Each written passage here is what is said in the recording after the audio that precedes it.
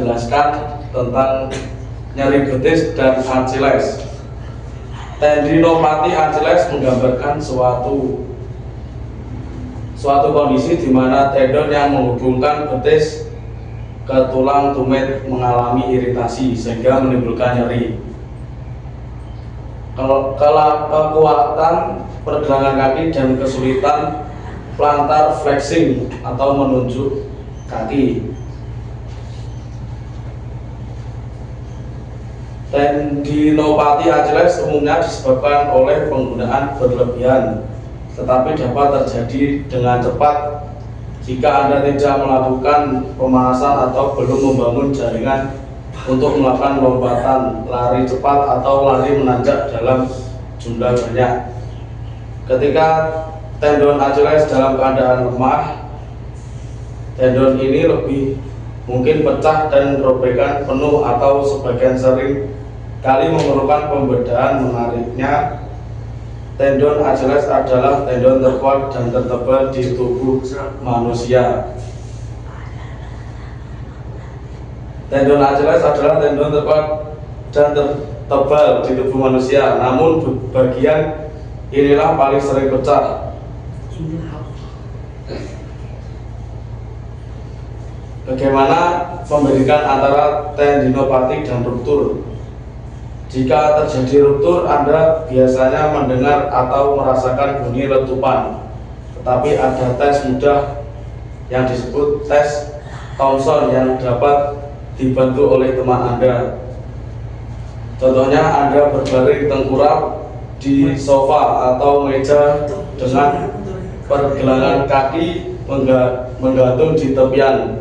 Lalu teman Anda meremas otot betis Anda. Jika tendon Achilles Anda melekat, meremas otot betis akan membuat telapak kaki Anda menunjuk seolah-olah betis Anda berkontraksi.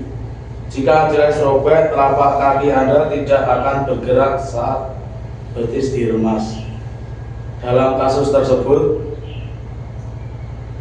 operasi mungkin menjadi satu-satunya jalan keluar. Seorang profesional medis dapat menggunakan pencitraan untuk menentukan apakah tendon robek sebagian atau seluruhnya dan apakah operasi jika diperlukan.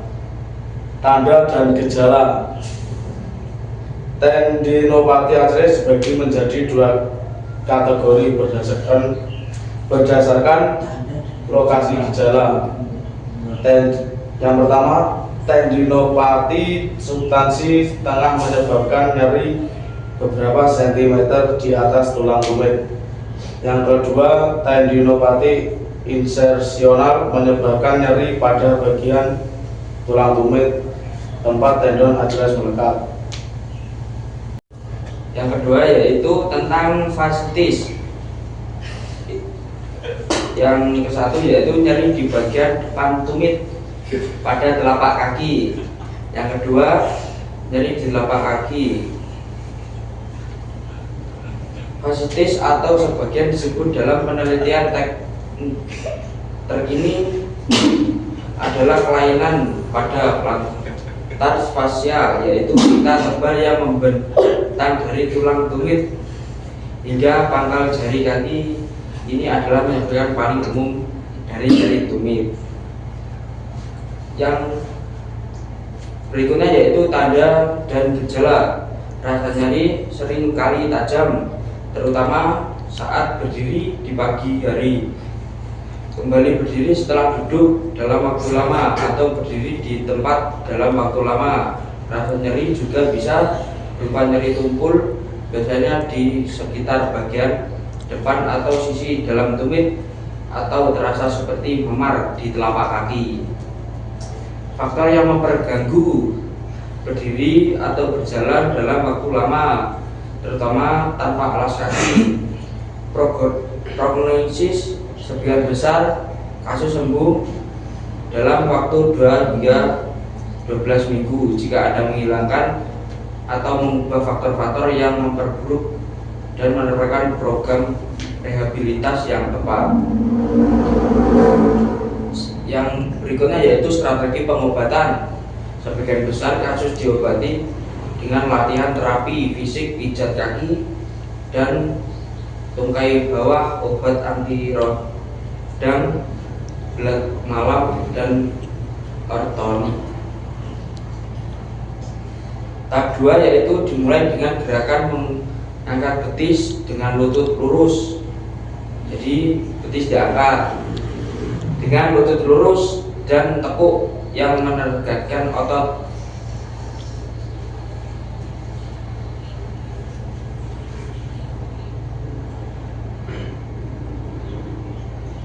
Yang ke tahap 3 yaitu berfokus pada meningkatkan toleransi beban dengan gerakan calf raises pada fascia plantar yang lurus dan ditekuk.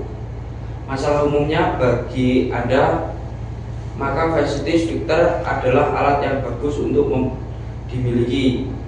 3 latihan terakhir yang menegakkan otot bokong, paha belakang, dan paha depan yang merupakan penstabil utama rantai kinetik bagian atas, meningkatkan kekuatan dan kontrol di pinggul dan lutut, mengurangi tekanan pada penggelangan kaki dan telapak kaki. Baik, selanjutnya yaitu keseneo pada pergelangan kaki. Keseneo pada pergelangan kaki merupakan cedera ortopedi yang umum dan dapat menyebabkan gangguan jangka panjang, termasuk nyeri, kekakuan, dan seperti kelainan gaya berjalan.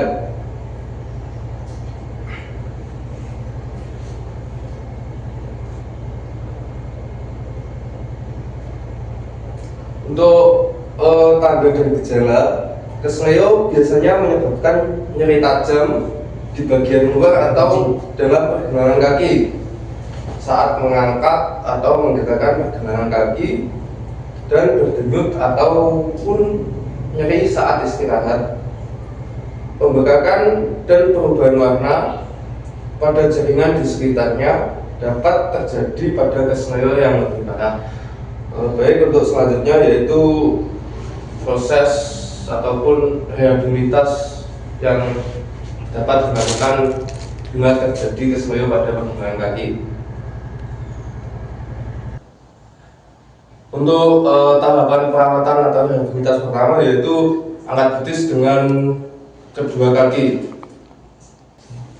Jadi cari pegangan ataupun seperti ini juga bisa. Fungsinya untuk menahan keseimbangan.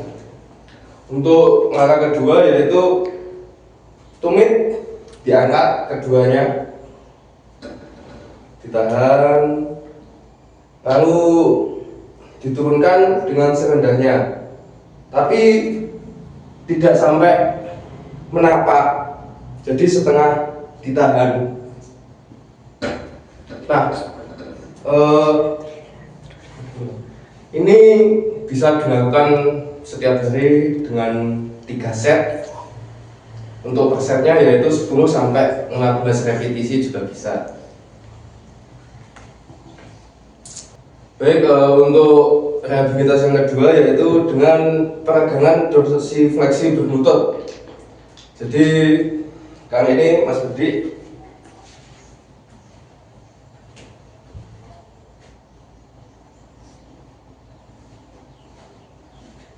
ini ya, yang depan berangkat. Nah, jadi posisinya begini. Posisi begini. Untuk gerakannya yaitu dorong tubuh maju ke depan. Jadi saat tubuh ini maju ke depan, pemusatan kekuatan yaitu berada pada ankle-nya. Dititik beratkan pada ankle.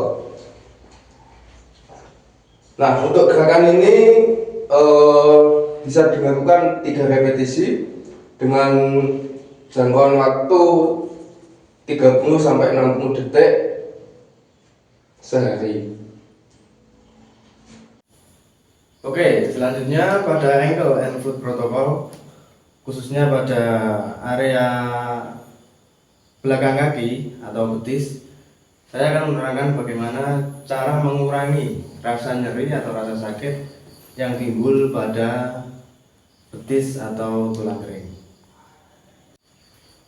Oke, untuk mengurangi rasa nyeri pada bagian betis atau tulang kering, kita bisa menekankan jari telunjuk dan jari tengah pada otot-otot di bagian tulang kering, dimulai dari lutut ke pergelangan kaki. Itu diarahkan dari atas ke bawah seperti ini. Nah, ketika timbul rasa nyeri pada area tertentu, kita berhenti pada area itu dan meluruskan, kemudian menekuk kaki untuk mobilisasi otot pada bagian tulang kering seperti ini. Nah, ini mungkin terasa nyeri pada bagian sini, contohnya misal seperti ini.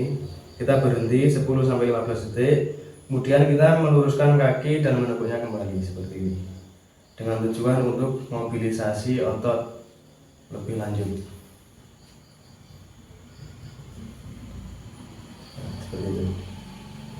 Oke, selanjutnya untuk penguatan pergelangan kaki dan tulang kering, kita bisa melakukan dorsifleksi pita, yaitu dengan cara mengalihkan pita atau kain ke ujung kaki kita, telapak kaki kita. Kemudian kita meminta tolong teman kita untuk memberikan tegangan pada tali, atau mungkin bisa ditalikan ke sesuatu apa yang intinya timbul tegangan pada tali.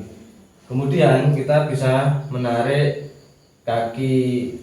telapak kaki ke atas untuk menciptakan tegangan pada area pergelangan kaki. Ini berfungsi untuk penguatan pergelangan kaki dan tulang kering seperti ini contohnya. Nah, kita bisa menahannya untuk menimbulkan reaksi otot agar lebih kuat. Ditahan, kemudian dilakukan berulang-ulang kali. Nah, seperti itu untuk penguatan pergelangan kaki dan tulang kering. Baiklah, mungkin itu sedikit materi yang saya sampaikan terkait bagaimana penanganan pada nyeri untuk daerah pergelangan kaki dan tulang kering. Sekian, terima kasih. Di sini saya akan menjelaskan tentang bunion. Bunion yaitu atau yang kita sebut hallux valgus adalah kelainan bentuk di mana tulang metarstal pertama atau jempol kaki menyimpang ke arah medial ke arah jari-jari kaki lainnya, sehingga menimbulkan benjolan di pangkalnya. Masalah ini lebih sering terjadi pada wanita daripada pria, sedangkan rasio 2:1 hingga 4:1. 17 sekitar sampai 17% pasien bunion memiliki riwayat keluarga yang positif, menunjukkan bahwa ada komponen genetik untuk kondisi ini. 18 sampai 20 karakteristik biomekanik tertentu pada pergelangan kaki dan kaki, dorsifleksi jempol kaki dan pergelangan kaki terbatas, serta penggunaan sepatu hak tinggi atau sepatu dengan kotak jari kaki yang sempit juga dianggap berkontribusi terhadap perkembangan bunion. Ketika disfleksi, pergerakan kaki atau jempol kaki terbatas dan mobilitas terbatas, orang biasanya melakukan pronasi pada kaki merasa saat berjalan. Hal ini pronasi ekstra menciptakan geser-geser pada jempol kaki dan mendorongnya ke arah jari-jari lainnya, sehingga memperburuk masalah. Tanda dan gejala bunion biasanya menyebabkan nyeri, kaku, kemerahan, dan bengkak di dalam dan sekitar sendi pergelangan jempol kaki.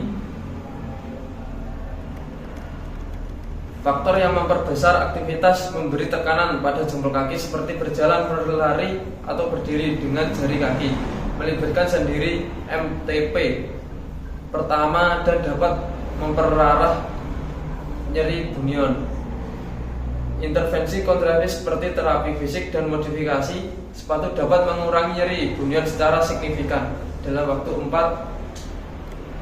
hingga 6 minggu. Namun intervensi ini akan memperbaiki kesejaran jari kaki jika nyeri tersebut berlanjut fungsi terhadap terganggu. Pertimbangkan untuk berkonsultasi dengan dokter penyakit kaki. Strategi perawatan. Perawatan nonoperatif biasanya lebar dan melakukan latihan mobilisasi dengan meliputi pemilihan sepatu dengan kotak jari kaki yang lebih lebar dan memiliki latihan mobilisasi dan pergerakan untuk mengurangi rasa sakit dan meningkatkan mobilisasi jempol, jari kaki, sendi, pergelangan kaki. Perawatan operatif meliputi penyelarasan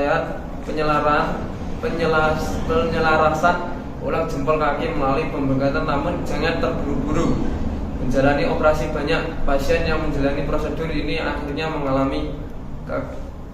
mengalami kakuan jari kaki yang parah dan keterbatasan fungsional.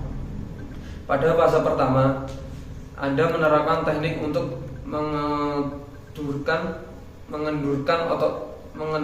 otot-otot yang memiliki pengaruh biomekanik langsung pada pergelangan kaki dan jempol kaki. Anda mobilisasi betis dan planar, kemungkinan pergelangan kaki dan jempol kaki pergerakan lebih mudah melalui diosfleksi yang diperlukan untuk banyak tugas fungsional termasuk berjalan. Peregangan betis dan planar fungsional sambil berdiri dengan langkah berikutnya.